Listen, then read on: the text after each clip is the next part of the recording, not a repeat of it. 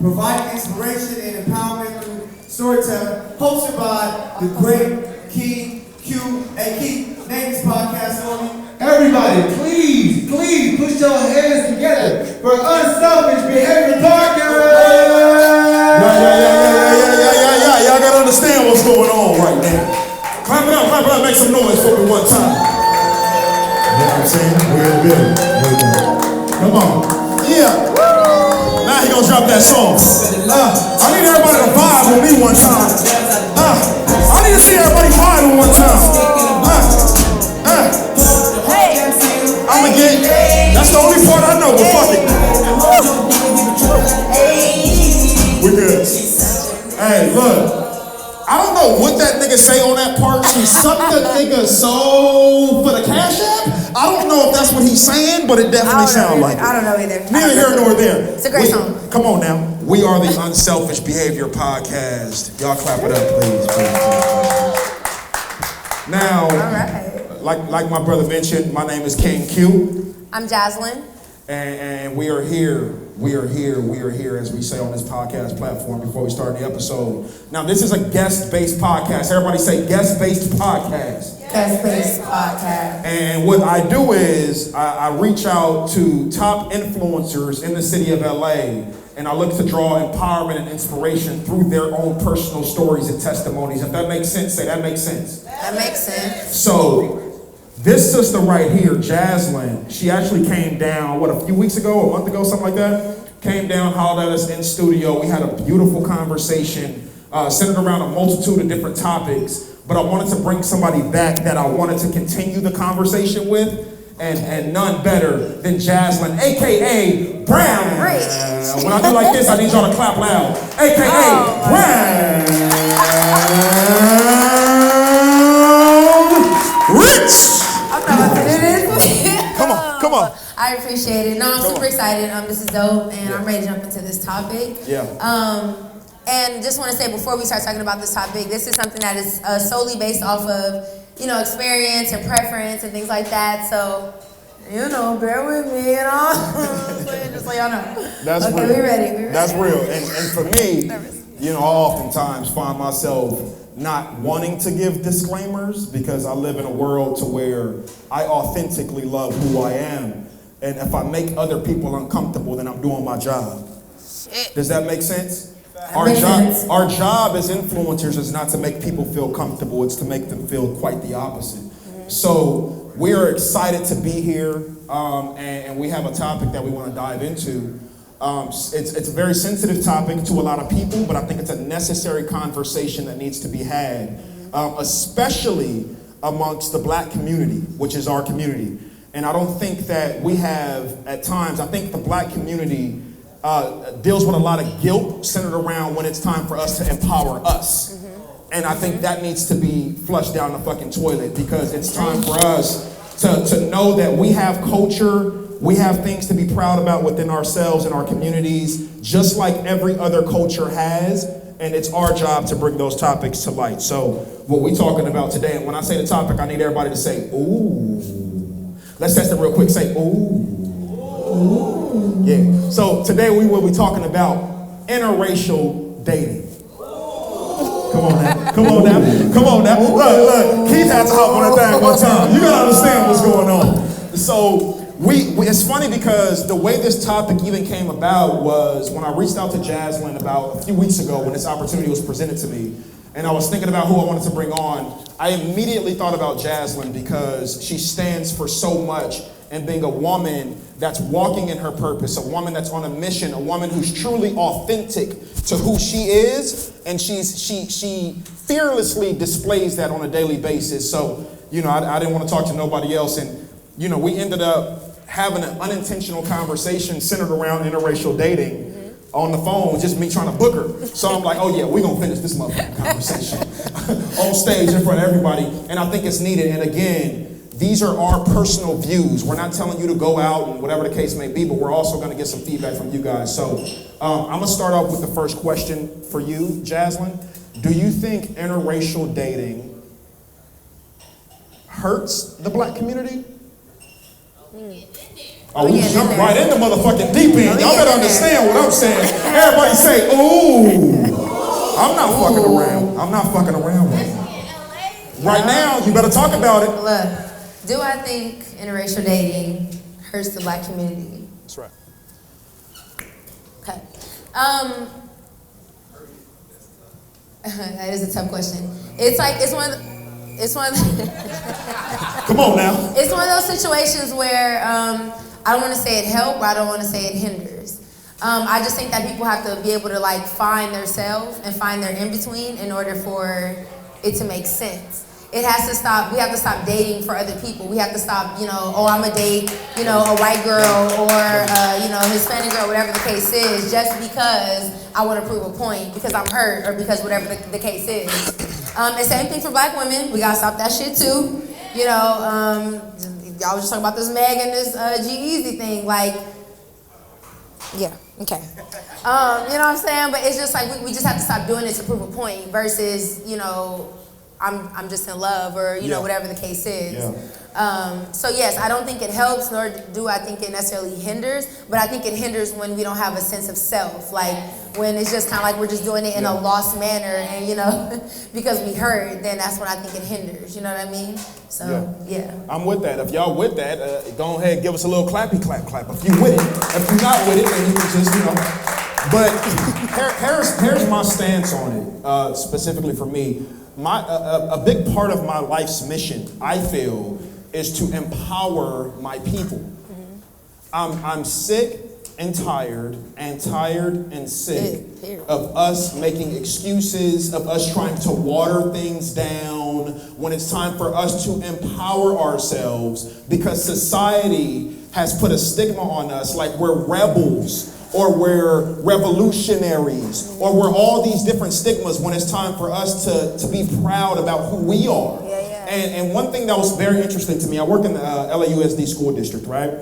And I'm a part of the managerial staff. And we were at a manager training a few weeks ago. And I have all of these managers in here. It was a staff meeting of about 45 different managers. If y'all feel me, say, I feel you. I feel you. And 40 to 45 different managers in here, and I'm the only black one. The only black manager in the company. And I'm sitting there, and you know what they're talking about? They're talking about program development. They're talking about bringing in and implementing different programs through bringing in vendors and third parties and things like that. And there's two events that just brought my damn antennas right up. And that was Cinco de Mayo's coming up in May. Let's put together a mariachi event. I love cultural empowerment. I think that's fucking amazing. I think it's amazing for Mexican people to put events on for themselves to celebrate their food, their culture, their lifestyles, their background. I think that's beautiful. And I think it's beautiful when Asian people do it. I think it's beautiful when Middle East. I think our differences is what makes us beautiful individually. So I can't stand when motherfuckers be like, I don't see color. Well, motherfucker, what you see? Right. Because if you don't see color, you can't appreciate what people are bringing to the table.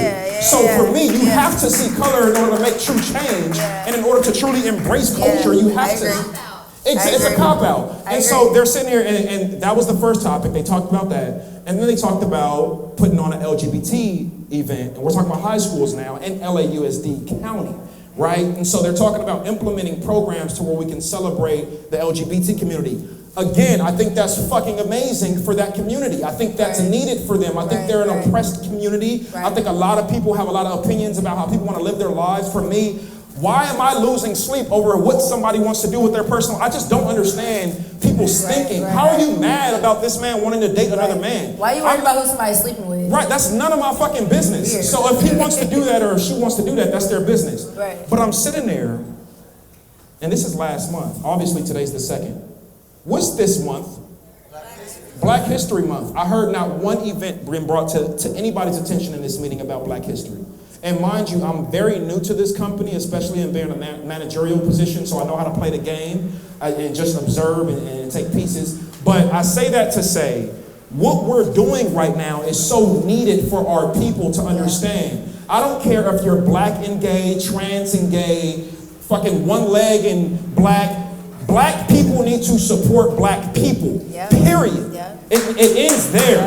You know what I mean? You know what I mean? And so my stance on interracial dating is I firmly believe that black people should date black people. We are an oppressed people, so understand my stance on this. It's not to discriminate to other races, but you have to understand, we are the only culture in America that was culturally stripped of everything we had in Africa. And still being stripped. And still being stripped. We're the only culture that calls ourselves a continent or a country before we say America, but yet we have no connection to the continent or country we're saying. When you say you're Mexican American, you have connections to Mexico. When you say you're Italian American or Asian American, you have connection to your culture. My people do not have that. We don't know what continent. We couldn't name 5 fucking countries within the continent of Africa. We couldn't name a tribe. We couldn't name our foods, our religion. We don't know any of that. So obviously I'm passionate about it. Y'all better say, ooh. So, that's real. But that's real though. And the thing is, on top of that, I just feel like if I'm talking about like myself dating, I'm like, I choose to date a black man simply because that's who I choose to commit to and to pour into. That's simply why I choose black men. I don't want to pour into another ethnicity or another race because that's not who I'm choosing to fight for. If I'm choosing a black man, and which I did, and and that's who I pour into every single day. Y'all clap it up for that one time. I'm wrong. You know what I mean? Look, some folks in the back like, nigga, please, nigga, I see you, nigga, I'm calling that ass out. Nah, but and that's what I chose to pour into. Those are the even just the experiences that we have on a daily basis. Like those are things that we can talk about. Like if you get pulled over by the police, it's not gonna be no fucking questions asked like, so like what did you say to the police? Like I just understand what it is that you may have to go through as a black man. When I put my scarf on because I need to lay my little waves down, it ain't gotta be no question about why I have to wear this old raggedy ass Louis Vuitton old ass scarf I got from a beauty supply store when I was 7, because you already know what it is. You know what I mean? Like it's facts. It's life, you know what I mean? And it's that type of connection that I feel like I have. But once again, it's not something that I try to push on everybody because everybody has their own experiences. But it's just a situation of the experiences that I've had in life is what has shaped me to choose black. Because I'm not going to sit here and watch the whole entire world turn their back on us. They never had our back in the first place. So why would I choose, you know what I mean, to go outside of it? Come on. We choose ourselves. Yeah. It's always a crime. Yeah. No one else questions Mexican being Mexican. Open it up Right. Open it up to them. White people, no one ever questions it. Right. So even in that stance, like I got into a debate with someone because they felt like Issa Rae was wrong for saying I'm rooting for everybody black, right? And their meaning was, I feel like when a little kid turns on the TV and we're trying to fix the problem of racism, and then you turn on the TV and then Issa Rae goes, I'm rooting for everybody black. And then it kind of puts that idea in the child's head, right? That's kind of like... No, that's that person supporting a different opinion. Exactly. There we go. Why doesn't that child look at Issa Rae like, oh my God, she's supporting... There we go. Right, like what's wrong with supporting black? Like what's That's wrong what with it's all it? about. You know what I mean? Yeah. When we do it. Right. When we do it. Because if you have somebody else up there like, yeah, I'm supporting my Right. race. I mean, if you think about it. Instead of being like, oh, that's great, that's They don't have amazing. to Right. It's Right. here. They don't have to say it. Right. I think one of the issues too is that I think we don't stop enough to realize what's going on. And that's why I love this platform so much. The only things we know are the things we were taught. Exactly. The only things we see are the things we were shown. So if all you see with black people is ignorance, reality shows of us shaking our ass, throwing fucking shit on each other inside the fucking club, and we're entertaining this stuff. We are the reason those platforms are still in business. We're the reason those platforms are still in business, because as much as we shake our heads tonight, we'll go home tonight and watch VH1 loving fucking basketball and watch ourselves. We're being humiliated as a people. And because we are so fascinated with the idea of being entertained, we compromise integrity. The Jews do not do that. If you disrespect them on a minimal level, you'll hear about it in the media. If you disrespect an Asian, you'll hear about it in the media, a Middle Eastern, so on and so forth. Black people are the only ones as a collective that are okay with seeing us get publicly humiliated. Why are we not marching for cultural appropriation and how we're being portrayed to the world. And I speaking think of things cultural like that. appropriation, Come on. I'm a dancer, and I dance in the industry, like, you know, very much Hollywood. Yeah. And so a lot of my problem with interracial dating came from being there, right? So, like I said, I'm a hip hop dancer, so clearly there's white, there's Asian, there's everybody that's in there with me. So with that being said, if you're in a music video with me, you know, and they're like, oh, I want all my girls to wear cornrows, I want all my girls to wear individuals, I want all my girls to wear bamboos, and I'm watching y'all walk into rehearsal with these crop tops and these bamboos and these, you know, and I'm like, that y'all got from Urban Outfitters for $25, and you can get them at the music supply for $1, but you don't know that. You know what I mean? Right. But even taking it further, when dating, now not only are you taking the culture, but now you feel like part of the culture is dating a black man because you're a hip hop dancer. So then where that but then where that's coming from is I'm hearing, like, you know, from people saying I can do it around me, but I remember people that you're calling like your boyfriend, like, oh yeah, so my nigga yesterday was blah blah blah blah. I don't never refer to my dude as my nigga. So why is a white girl doing it? They let them. Why is the Asian girl doing They it? let them. Why is the Hawaiian girl doing They like it? that shit. You know what I mean? Like, it's something that we see, and a lot of it is because of the hip hop culture is allowing that shit when we're sitting in these rooms and I'm watching it. Yeah. You know what I'm saying? Like, I mean, you know what I mean? Like, I'm not watching nobody call nobody a nigga. It'd be an issue, you know. It'd be a problem. It'd be a situation at rehearsal. But when I'm hearing about it and I'm seeing it, that's where my biggest issue is coming from. Like, that is, when I'm looking at interracial dating, I wish that if people could just get together and just be themselves in these situations, I don't have anything to say to you.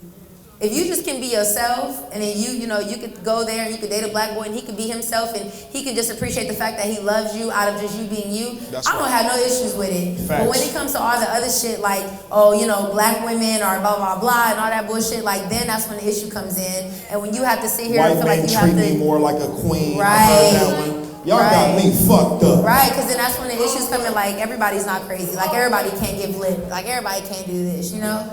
So I just think that we have to give ourselves more credit. We have to give each other more credit.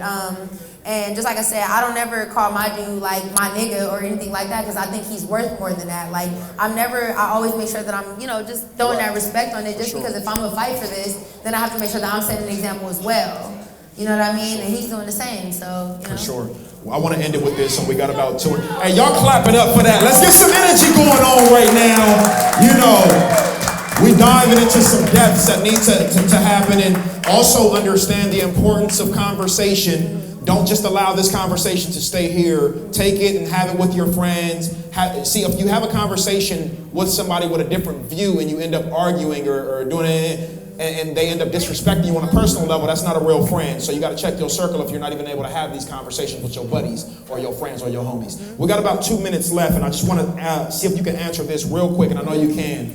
I've heard this question presented, and I want to present it to you. Can you be pro-black and date outside of black?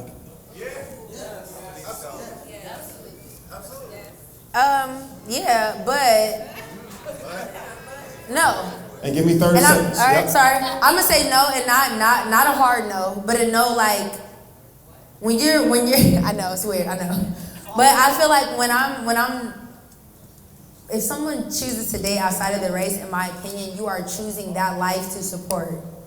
And I feel like when you're pro-black, or the way I'm pro-black, you know what I mean? I can't speak for everybody pro-black, but for the way that I fight for my people, I can't see myself dating outside of my race because I'm fighting to bring us together. And I'm not saying that, you know, dating outside your race is splitting us apart, but, you know, when you start reproducing the shit, you kind of are. So, you know, like, for me, you know, in a sense, I'm just like, no, like, that's just, it is what it is for me personally. For me, I'm gonna say no. You cannot be pro-black. This, again, is my personal view, and you guys are free to completely disagree with it. But I'm gonna say a strong no, because a part of who you date is a part of who you commit to. You're committing to their lifestyle, their cultures, their families, so on and so forth. And the biggest part of your commitment level is your commitment to self. Once you commit to self, then committing to other people that are a reflection of who you are. Let's look past color. I'm not talking about color. I'm talking ethics. I'm talking culture. I'm talking economy. I'm talking family. Black people we are battling, and we have been battling for almost 500 years now, the idea of our homes being broken apart, the man being taken out of the home, women feeling like they can raise boys on their own. So when I say no, you have to understand those are the things that's going behind it. So with that being said, I thank y'all. I love y'all. You know what I'm saying? Thank you so much for having us come out. We are the Unselfish Behavior Podcast. I want to thank my sister Jasmine. I want to shout out my team, Be Visuals, my queen Simone right there with the camera in the back. They looking to see if you white, baby. They looking to see if you white right now. You know, they look real quick. But you can make sure you can follow us. We are on Spotify at Unselfish Behavior Podcast. We are on iHeartRadio. We are on Pandora. We are on the podcast app. And we're also on YouTube, Instagram, and Facebook. Please tap in with us. We have these types of conversations all the time. I love everybody. We out.